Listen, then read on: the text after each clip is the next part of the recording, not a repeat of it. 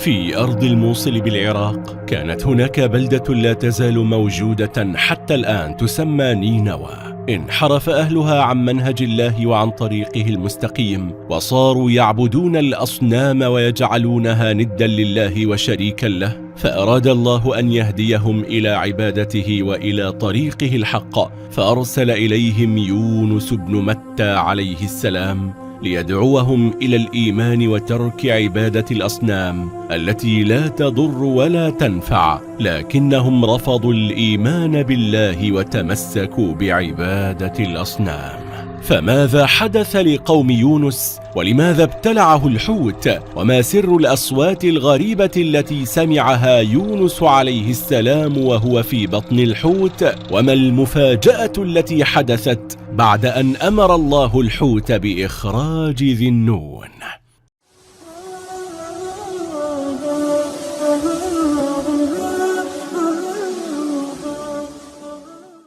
استمر قوم يونس عليه السلام على كفرهم وضلالهم دون أن يؤمن منهم أحد، بل إنهم كذبوا نبي الله يونس وتمردوا عليه واستهزأوا به وسخروا منه، فغضب يونس من قومه ويئس من استجابتهم له، فأوحى الله إليه أن يخبر قومه بأن الله سوف يعذبهم بسبب كفرهم، فامتثل يونس لأمر ربه وبلغ قومه ووعدهم بنزول العذاب والعقاب من الله تعالى، ثم خرج من بينهم غاضبا منهم.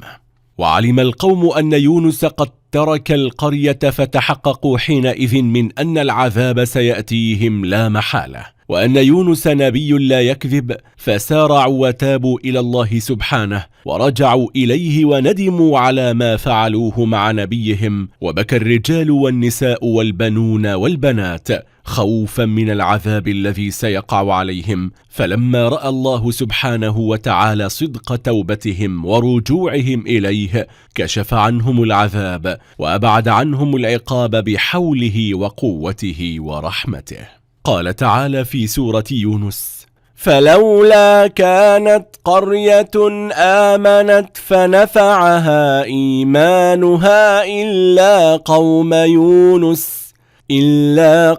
يونس لما آمنوا كشفنا عنهم عذاب الخزي في الحياة الدنيا ومتعناهم إلى حين.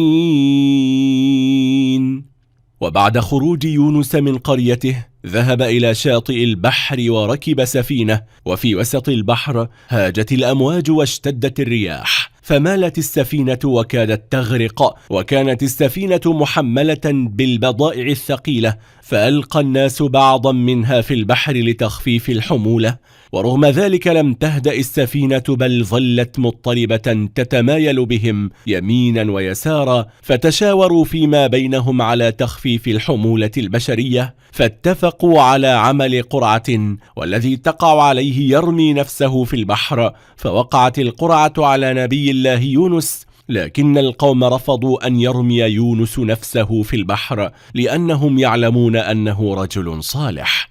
وأعيدت القرعة مرة أخرى فوقعت على يونس، فأعادوها مرة ثالثة فوقعت القرعة عليه أيضا، فقام يونس عليه السلام وألقى بنفسه في البحر، وكان في انتظاره حوت كبير أرسله الله له وأوحى إليه أن يبتلع يونس دون أن يخدش له لحما أو يكسر له عظما، ففعل. عندما قام سيدنا يونس بإلقاء نفسه في البحر، وكل الله حوتا كبيرا بابتلاع سيدنا يونس عليه السلام، ويعتبر هذا اختبارا وابتلاء من الله له، لأنه ترك قومه الذين أغضبوه دون إذن، فدخل نبي الله يونس في بطن الحوت الكبير حتى وجد نفسه داخل بطن الحوت في 3 ظلمات حالكة: الأولى ظلمة الليل، وظلمة البحر، وظلمة بطن الحوت. على كل هذا فلم يحدث من الحوت إيذاء لنبي الله يونس. سمع سيدنا يونس وهو في بطن الحوت تسبيحا، فقال: ما هذا الصوت الغريب؟